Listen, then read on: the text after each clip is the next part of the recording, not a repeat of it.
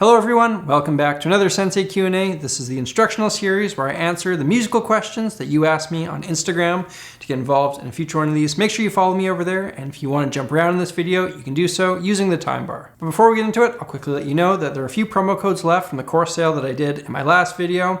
Everything I teach, everything I play is based on the system that I outlined over at my course platform, samuraiguitartheory.com. If you act fast, you should still be able to get all three of my courses for the normal price of one if you use promo code TOP10 on the theory bundle. I'll put up links for that in the description. Anyways, let's get to it. To kick things off, Marco Salcedo asks what I would recommend practicing if you can only spare 1 hour a day. Now, let's assume that you don't have any specific musical goals in mind besides just getting better. Otherwise, you should probably work on that stuff. But if that's not the case, there is a specific exercise, if you want to call it that I always recommend, and it's quite simple. First, take a piece of music that you enjoy and spend 30 minutes learning as much of that music as you can by ear, and then spend the remainder of your time jamming or improvising using what you learned. I personally have a limited amount of time I can spend practicing every day, and this is exactly what I do.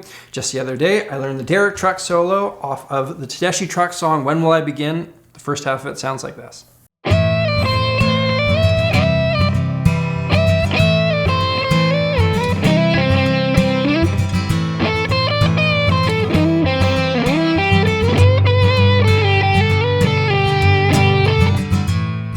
With this under my belt, I'll now go and jam over top of that chord progression, trying to interject some of those licks or make up a solo based on what I learned. The idea here is I'm trying to force some of those ideas into my musical subconscious. Take a listen.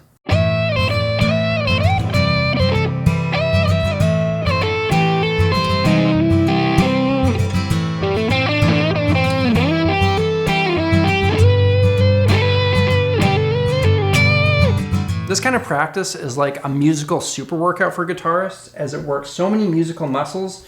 You're working on your ear training as you try to learn someone else's solo. You're working on your vocabulary as you digest and recreate ideas. You're working on your creativity as you jam.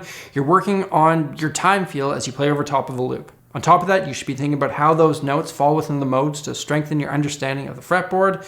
And you can also think about how those notes work with the underlying harmony to work on your theory. This is the superfood of practicing. Now keep in mind, as you do this, if you've never learned music this way, it might go slowly at first. If you can only do one lick per day, that's fine. Do the next bit tomorrow. It's always better to do one bit well than do a lot poorly. Moving on, Cyrus Jackman asks, how do you encourage yourself to practice music that you don't want to play? The only time that I could justify doing this is if I had to take a gig playing music that I wasn't super fond of to pay the bills. But even then, if you can't find at least something you enjoy in every music that you're hired to play, you're probably in the wrong profession. I would say just don't practice that music. At its core, music should always be a source of joy. It's not worth putting time into it if it's not bringing you that happiness. The only time I've ever found myself expected to practice music that I just wasn't into at all was when it was part of my high school curriculum. So I just put the absolute bare minimum into my clarinet. I was pretty terrible at it. I got okay grades, but had I forced myself to practice that music, it probably would have had a detrimental impact on my long-term relationship with music. Next up, Snippin33 asks me very nicely to cover the circle of fifths. This seems to be a source of confusion to some, so let's see if we can clear it up. The most common usage of the circle of fifths is as a tool to figure out which notes are in a major key. Let me explain. At the top of the circle is the note C. If we go to the right of the circle, we are going up the musical interval of a perfect fifth, hence the name, the circle of fifths. From a C to a G, that's a perfect fifth. From a G to a D, perfect fifth, and so on until we're all the way back where we started. How is this valuable? Well, we can use this to figure out how many notes are sharp or flat in any given key when we think of each of these notes as a major scale. If we go down the right side of the circle, we're going to be adding sharps to a key. If we go down the left side of the circle, we add flats. At the top of our circle is the neutral key C, which has no sharps and no flats. How many spaces we are away from C determine how many sharps or flats we add to a key. For example, A is on the right side of the circle, so we're going to be adding sharps. It is 3 spaces away from C, so there would be 3 sharps in the key of A.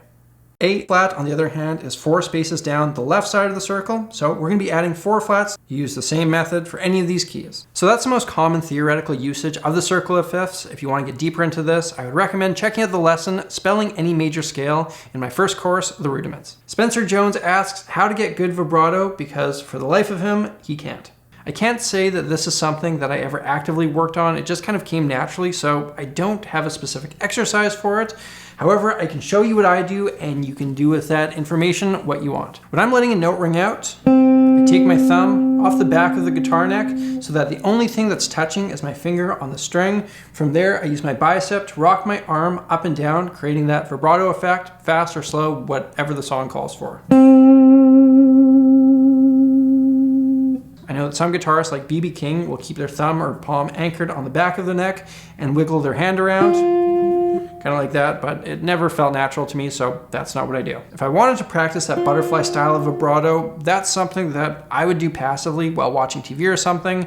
It doesn't require a lot of attention, rather you're just trying to repeat that muscle motion to get it ingrained in your memory. Next up, we have Swaronsky812 who asks about making a chord progression sound good. Step 1, know what the chords are in a diatonic scale, like the back of your hand: 1 major, 2 minor, 3 minor, 4 major, 5 major, 6 minor, 7 diminished. Step 2, know the common tendencies of these chords. For example, the 1 major and 6 minor don't feel like they need to go anywhere, whereas the 5 major feels like it needs to push to the 1 major or 6 minor. You learn this by taking a theory course, preferably mine, or by listening to enough music that you just hear it instinctually. From there, you can use this information to either play into a listener's expectations or avert their expectations. Step 3, analyze and listen to lots of music. There are many common practices with chord progressions. The more progressions you've broken down and analyzed, the more of these things that you can pick up on and reuse in your own music. And step 4, once you've spent enough time on steps 1 through 3, stop thinking about all that stuff, experiment, and let it come naturally. Next up, Denoteon asks about how to play different styles on your guitar. The most important thing is just listen to a lot of the music to the point where it starts to influence your natural musical accent, and by diving into the roots of the genre, you'll only get a deeper understanding that will make it easier for you to recreate. Besides that, I'm going to refer you back to the first question in this video, transcribe music from the artist that you like, and then jam to the chord progressions. Arjun 2 Steps, who is an active contributor to the series, don't think I don't notice you, my dude, asks my tips on playing over Coltrane changes. Coltrane changes are an extremely fast and hard chord progression.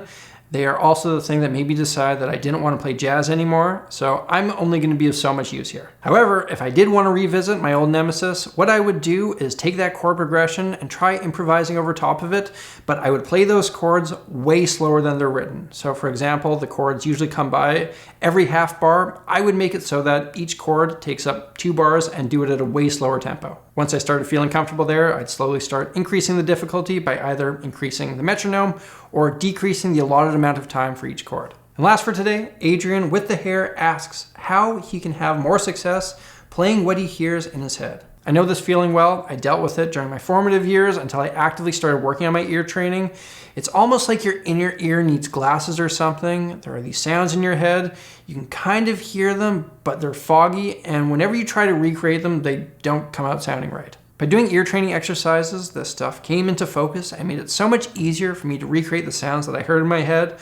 I'll give you a rundown of what I was working on when I was actively trying to improve this. When I started on this path, for months, all I did was interval recognition. I found a website that would play 2 different notes, and I would need to figure out what the musical spacing was between those. At first, I would get everything wrong, but before long, I was getting everything right. However, this did not happen overnight. From there, using software, I branched out to chord recognition and then notating melodies without ever touching an instrument, getting harder and harder with my exercises. Singing was also a great practice tool to implement. Unfortunately, there isn't a quick fix for this, and it sounds like your ear, like mine, was underdeveloped. There's only one way to work on it. It's long, it's grueling, but it was the best thing that I ever did for myself as a musician. Ladies and gentlemen, there you have it, another Sensei Q&A in the books. If you enjoyed this video, make sure you hit that thumbs up, and remember, there are still a few promo codes left that will get you all 3 of my theory courses for the normal price of 1. The information I teach over there forms the basis for how I approach music, and having a firm foundation in this stuff makes everything I do on my guitar significantly easier. The courses are animated and contain interactive elements to make the tough stuff easy to digest. Again, use promo code TOP10 on the Theory Bundle over at samuraiguitartheory.com to get all 3 for the normal price of 1. There's only a few of those left. Get them while the getting's good. Thank you all for watching. If you want to get caught up in the Sensei series, hit that link up there. If you're new here, hit that subscribe button and ring that bell, and stay tuned for a wide range of musical content. Until next time, I'm Samurai Guitarist, and I'll see you again soon.